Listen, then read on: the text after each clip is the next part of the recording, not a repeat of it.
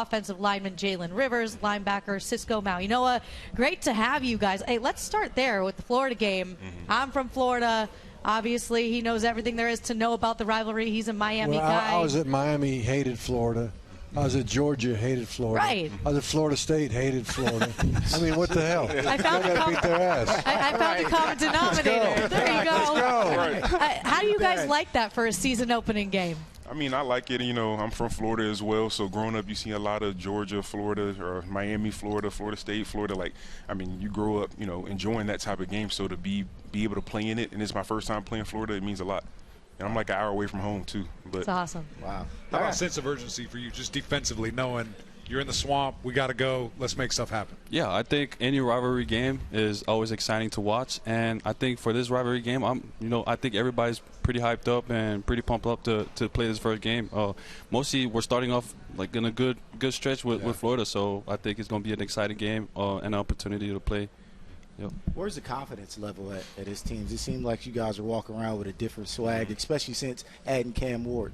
I mean, we have a lot. Our confidence through the roof, I feel like, because we go around the locker room, we go around the the facility with just high confidence. So, I mean, our confidence right now is very up there, and we trying to, go through fall camp with that confidence as well, so we can have a great season.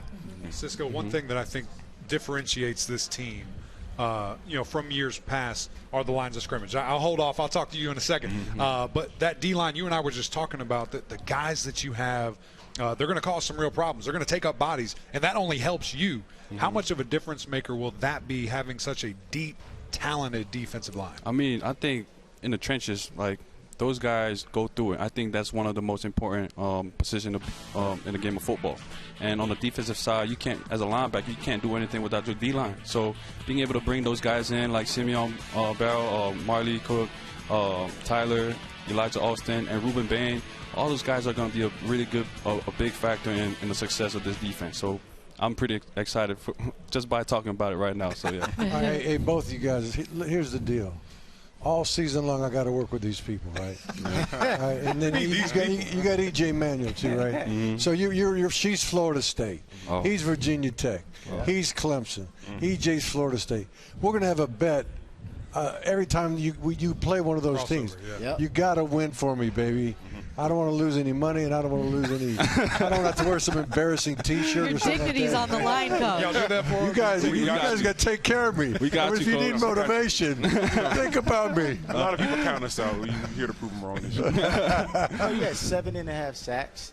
I'm just wondering what it takes to be a good blitzing linebacker. Like, what intangibles do you need to have? I think it all comes down to preparation. Coach Derek Nicholson, Coach Guidry has been putting us in the right position to play, play free. And I think when they send me in blitz, I get excited because that's probably my favorite thing to do in the game of football is blitzing. I love going against the O-line and just being able to sack the quarterback. So, I mean, it's no question that, that the coaches put us in the right position to play on our strengths. So, yeah. That timing and preparation, the way you see it. I'm like, what brought you back? Like, because you had a great year, could have easily went to the NFL. Normally, that's when you want to jump is off of one of your better seasons. What brought you back to Miami? I think seeing this program elevating, Coach Cristobal and the coaching staff has done a tremendous job.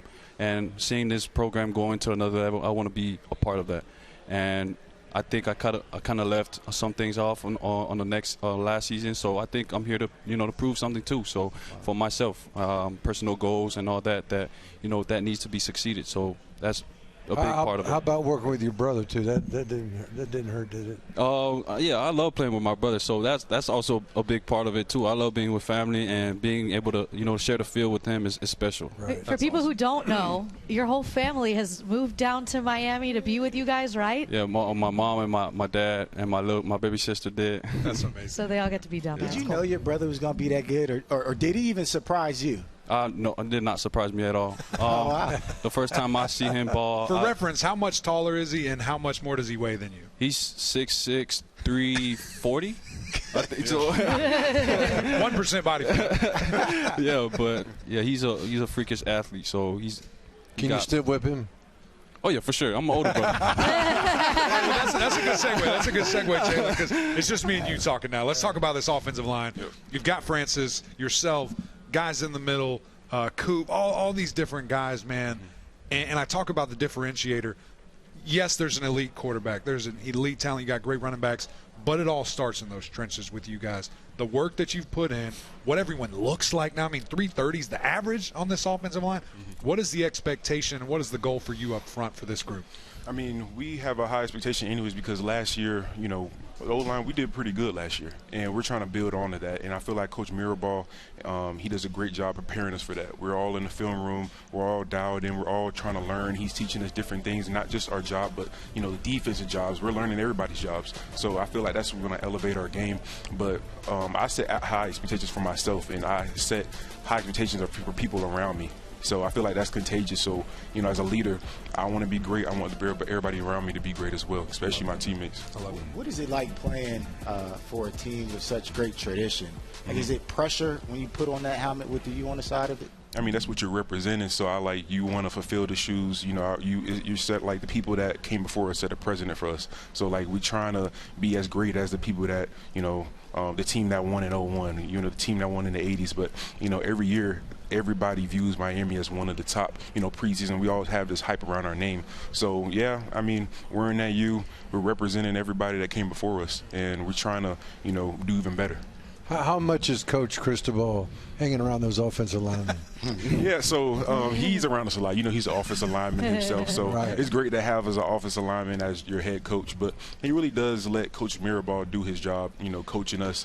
But you know, one time when you saw Coach Mirabal for the first time, I didn't think he was. Tell the truth. I didn't think he was an O-line coach. My first time tell seeing everybody him. who's watching who doesn't know him. He's as tall as the stage, yeah, first of all.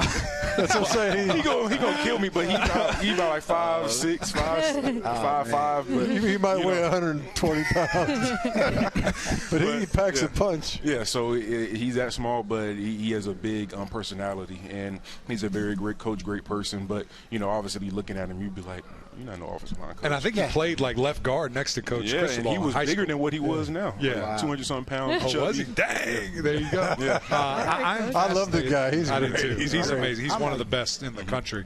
I'm fascinated by this, and this will be you guys kind of peeling back the curtain. I would love a story from each of you in the world of the transfer portal, in the world of NIL and glitz and glam, cars, money, all these things.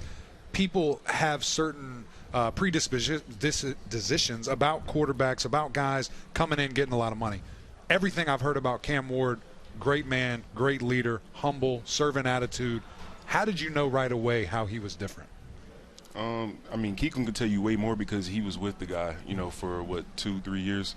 Yeah. But just off rip, when he first came in, I didn't see – he doesn't strike me as the guy that cares all about the money. He has a love for the game, a love for football. So hanging around him, you see that even more. So having that quarterback that's not all braggadocious, like, oh, I got the most money. He does not brag at all. He's really, you know, here for the game and just getting better.